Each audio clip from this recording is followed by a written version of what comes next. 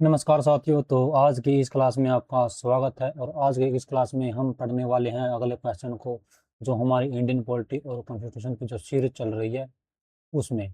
ठीक है। आज भी हम क्या है 20 से 25 क्वेश्चन को क्या हम एमसीक्यू को डिस्कस करेंगे, जो आपके पहले आ चुके हैं या फिर आ भी सकते हैं। ऐसे हम क्वेश्चन को क्या कर रहे हैं, डिस्कस कर रहे हैं। और ये हमारी कौन सी क्लास है? ये हमारी 13वीं क्लास है। ठीक है, क्लास नंबर 13 है। इंडियन पॉलिटी और कॉन्स्टिट्यूशन से जो भी प्रश्न आ चुके हैं पहले किसी भी एग्जाम की, अगर आप तैयारी कर रहे हो, अगर आप क्या है तो क्या है आपके लिए यह जो क्लास है वो महत्वपूर्ण हो जाती है। तो आपको क्या है पूरी की पूरी क्लास है वो पूरी देखनी होगी। ठीक है। तो एमसीक्यू डिस्कस कर रहे हैं, हम पीवाईक्यू डिस्कस कर रहे हैं, जो सभी एग्जाम के लिए क्या है, जो भी कंपटीशन का एग्जाम आप दे रहे हैं सभी के लिए क्या है ये महत्वपूर्ण है, जरूरी है। ठीक है। मेरा नाम है मंजीत कालन और स्वागत करता हूँ मैं आपका इस यूट्यूब चैनल पर। ठीक है, चलिए आज के जो क्वेश्चन, पहले क्वेश्चन से हम शुरू करते हैं।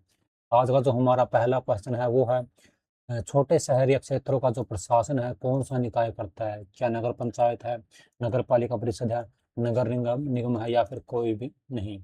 ठीक है। आपको बताएं कि जो छोटे शहरी जो क्षेत्रों का जो प्रशासन है वो कौन सा निकाय करता है। ठीक है।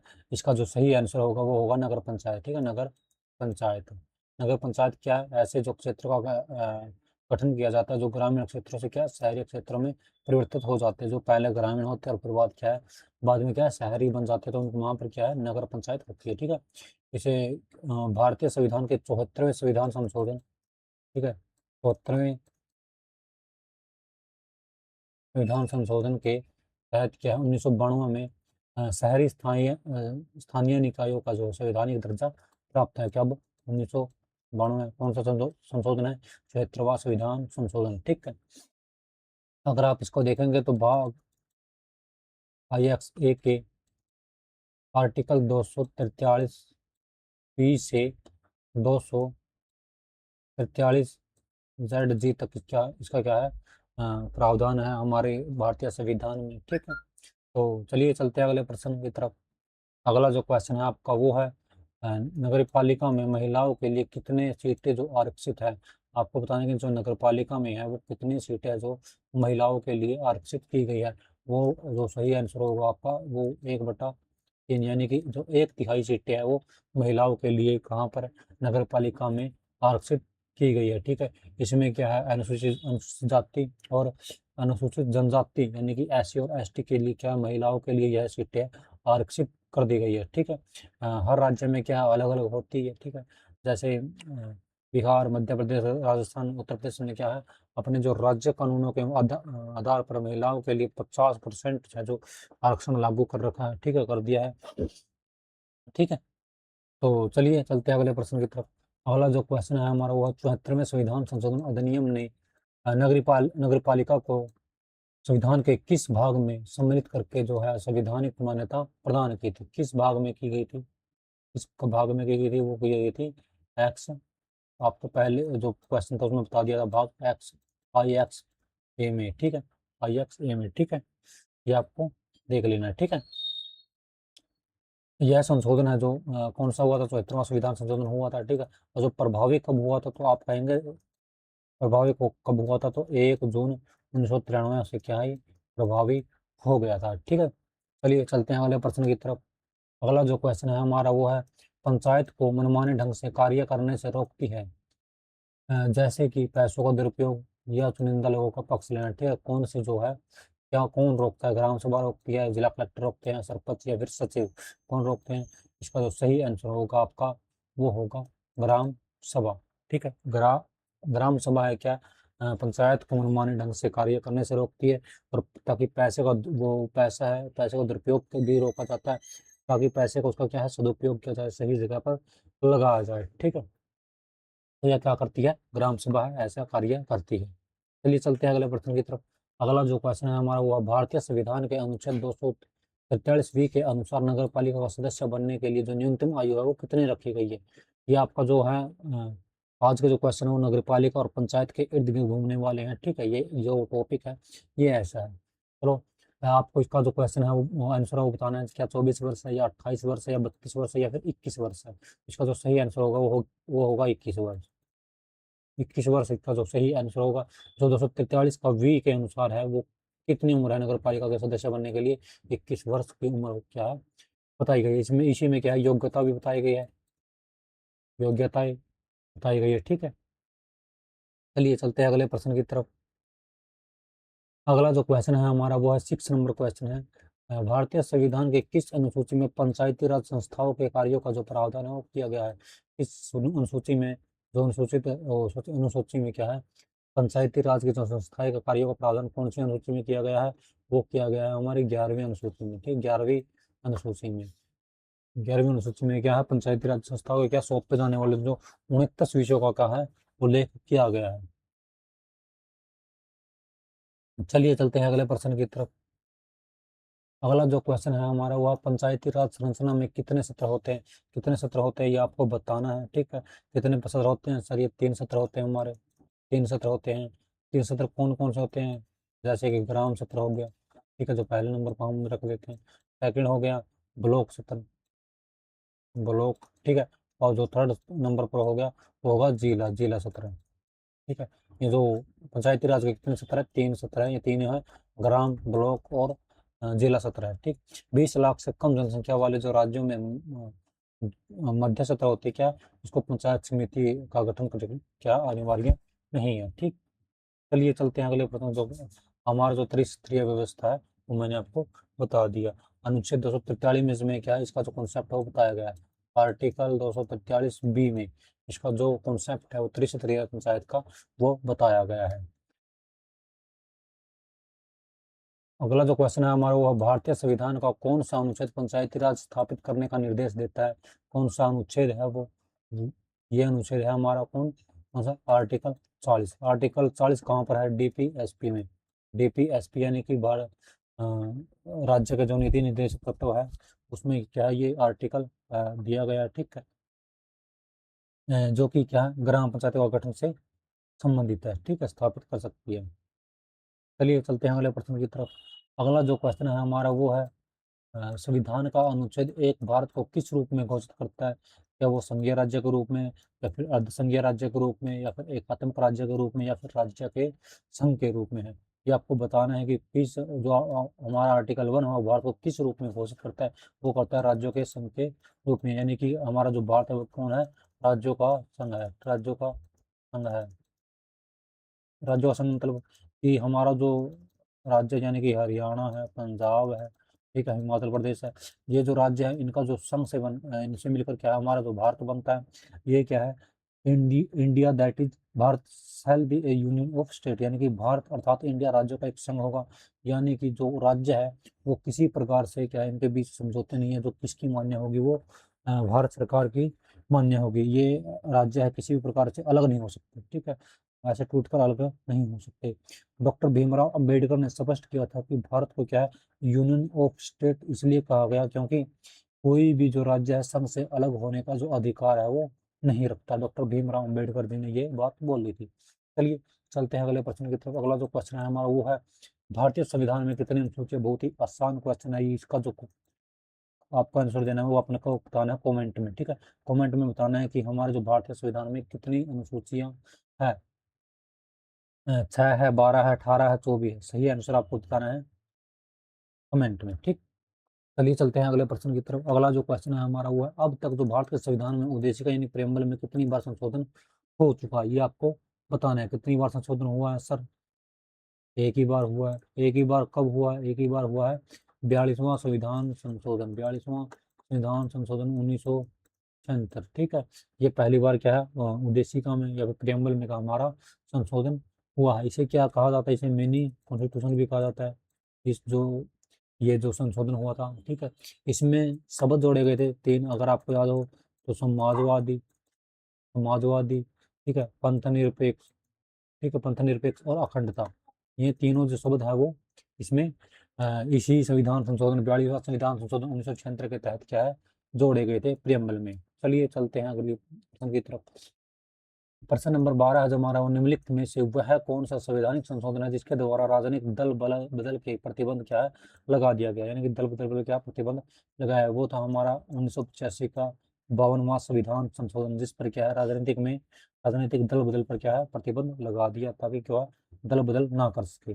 ठीक है। इस कानून के अनुसार क्या था, यदि कोई सांसद यानी कि एमपी या फिर विधायक यानी कि एमएलए अगर अपनी पार्टी छोड़ता है या किसी पार्टी के निर्देश यानी कि व्हिप के विरुद्ध मतदान करता है तो उसे अयोग्य क्या है घोषित कर दिया जाएगा।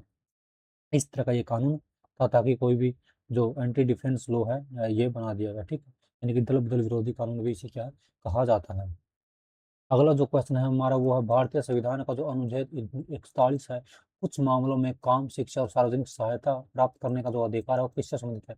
या केंद्र सरकार से, या फिर राज्य के नीति निर्देशक तत्व से, सिद्धांत से, या फिर राज्य सरकार से, या फिर भारतीय नागरिक के मौलिक अधिकार से? सर ये जो हमारा आर्टिकल 41 है वो है डीपीएसपी यानी कि राज्य का नीति निर्देशक तत्व। ठीक है, ठीक है दोस्तों, ये हमारा 41 कहाँ पर दिया गया है? डीपीएस यानी कि राज्य का नीति निर्देशक तत्व में दिया गया, यानी काम, शिक्षा और सार्वजनिक सहायता क्या है, प्राप्त करने का अधिकार है। यानी कि जैसे कि बेरोजगारी भत्ता हो गया, ठीक है, बुढ़ापा, विकलांगता, जो विकलांग को पेंशन मिलती है वो ऐसे, ठीक है, बुढ़ापा पेंशन, विधवा पेंशन, या फिर बीमारी के आधार पर कोई सहायता करना। ठीक है, ऐसी स्थिति कहाँ पर है? अनुच्छेद 41 के तहत क्या सरकार है वो सहायता को दे सकता है।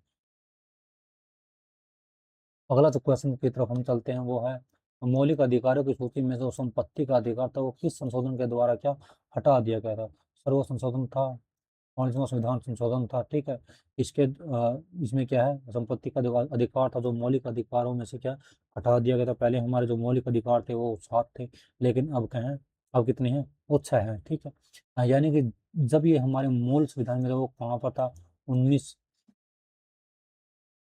ए में था। ठीक है, और ठीक है, या फिर 31 भी आप बोल सकते हैं। ठीक है, अब वो क्या है, 44वां संविधान संशोधन होता है और इस क्या है, इसको जो है समाप्त कर दिया गया और समाप्त करके कहाँ पर बना दिया गया, ये कानूनी अधिकार बना दिया गया। और क्या कर दिया गया, कानूनी अधिकार बना दिया। अगर अब ये पूछे कहाँ पर, कौन से आर्टिकल में है, ये आर्टिकल 300 ए में। ठीक है, आर्टिकल 300 ए में। ठीक है, चलिए चलते हैं अगले प्रश्न की तरफ। अगला जो क्वेश्चन है हमारा वो है भारतीय संविधान में जो अनुच्छेद 39 है, सामान्य, समान न्याय और निःशुल्क सहायता या कानूनी सहायता है, किससे संबंधित है? वो किससे संबंधित है हमारा? वो हमारा संबंधित है, किससे संबंधित है आप बताइए। ठीक है, क्या राज्य सरकार से, या फिर राज्य के नीति निर्देशक तत्व से, या फिर केंद्र सरकार से, या फिर मौलिक अधिकारों से संबंधित है? ये आपको बताना है, सोचिए जरा।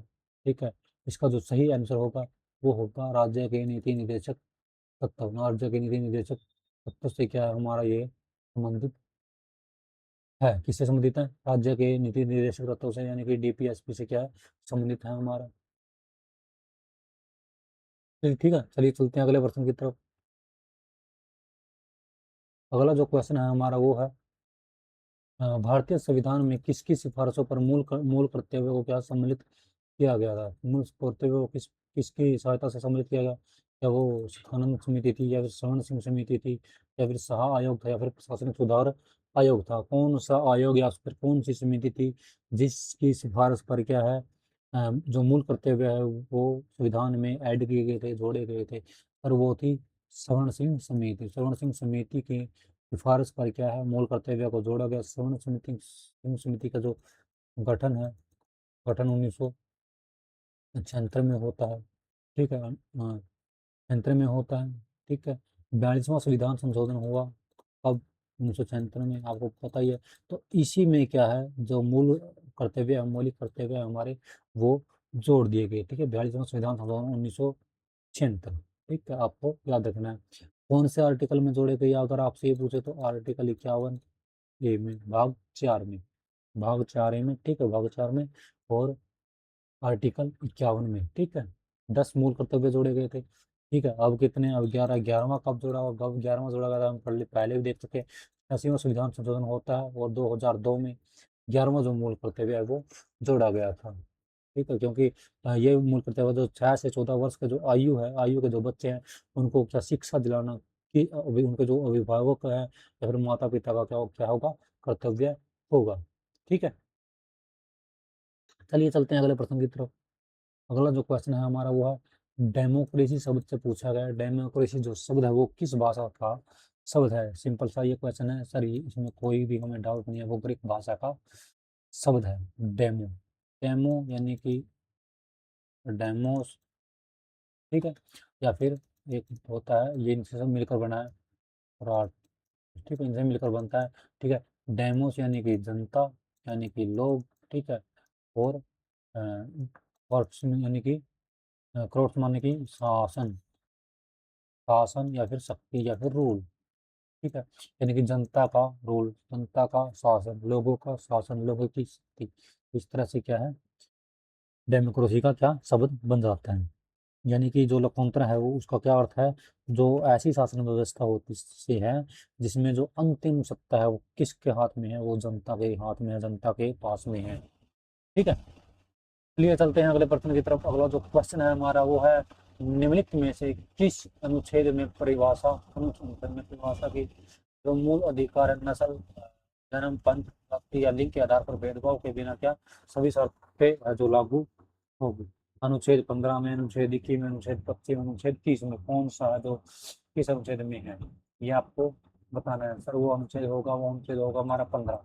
अनुच्छेद 15 में क्या है, जो भेदभाव के निषेध है, भेदभाव का निषेध करता है कि राज्य है वो किसी नागरिक के जो विरुद्ध है, केवल धर्म, मूल, वंश, जाति, लिंग, जन्म स्थान, इनमें से किसी के जो भी आधार पर है वो भेदभाव है वो राज्य नहीं करेगा। ऐसा जो प्रावधान है वो हमारे आर्टिकल 15 में किया गया है। ऐसा जो कॉन्सेप्ट है वो हमारे आर्टिकल 15 मौलिक अधिकारों में दिया गया, भाग नंबर 3 में दिए गए हैं, ठीक है दोस्तों। चलिए चलते हैं अगले प्रश्न की तरफ। अगला जो क्वेश्चन है हमारा वो है, भारतीय संविधान का कौन सा अनुच्छेद संसद को नागरिकता का अधिकार है, विनिमयता करने का जो शक्ति है वो देता है। कौन सा जो संविधान का अनुच्छेद है जो संसद को नागरिकता का जो अधिकार, यानी कि नागरिकता का के बारे में अगर कोई कानून बनाना है संसद को, तो किस आर्टिकल के अकॉर्डिंग है वो बना सकते हैं। वो बनाएंगे क्या, वो बनाएंगे आर्टिकल 8 के, नहीं सर आर्टिकल 9 नहीं सर, आर्टिकल 10 नहीं सर, आर्टिकल 11 का जो सही आंसर होगा वो होगा आर्टिकल 11 होगा, ठीक है। यानी कि जो आर्टिकल 11 के अनुसार ये जो संसद है वो नागरिकता के क्या है, अर्जन यानी कि समाप्त, अर्जन, समाप्ति, ठीक है। और उससे जो अन्य संबंधित है वो विषयों में क्या है, संबंध के बारे में जो कानूनी शक्ति है वो इसके पास होती है। ऐसा जो कोई भी कानून बनाना है वो बना सकती है। तो इसकी जो शक्ति है संसद के आधार पर, यानी कि आधार पर क्या, संसद एक नागरिकता अधिनियम 1955 में बनाया है, ठीक है? नागरिकता अधिनियम, नागरिकता अधिनियम, सिटीजनशिप, सिटीजनशिप एक्ट 1955, सी ए 1955, ठीक है दोस्तों। तो ये थे हमारे कुछ प्रश्न, ये थे हमारे कुछ प्रश्न, देख लेते हैं, अगर हमारे पास और कुछ प्रश्न बचे हैं तो देख लेते हैं, ठीक है।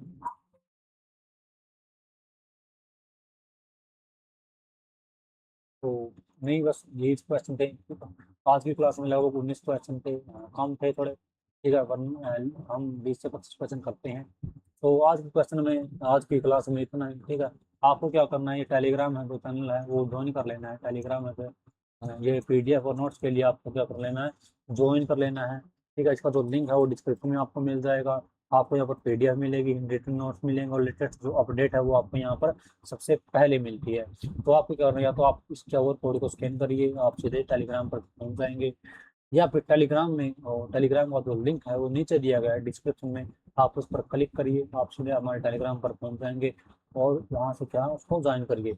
या फिर आप सीधे टेलीग्राम पर जाइए, Manjeet Kalwan PSR search, PSIR search करिए और टेलीग्राम को ज्वाइन करिए, ताकि आपको जो समय समय पर है वो अपडेट मिलती रहे, पीडीएफ मिलती रहे, ठीक है। ये जो पीडीएफ है सभी क्वेश्चन की है जो मैं वहीं पर डाल देता हूँ, वो आपको वहाँ पर से क्या है डाउनलोड करके अपनी जो रिवीजन है वो करनी है, ठीक है दोस्तों। चलिए इस क्लास में इतना ही, मिलेंगे अगले क्लास में। जय हिंद, जय भारत।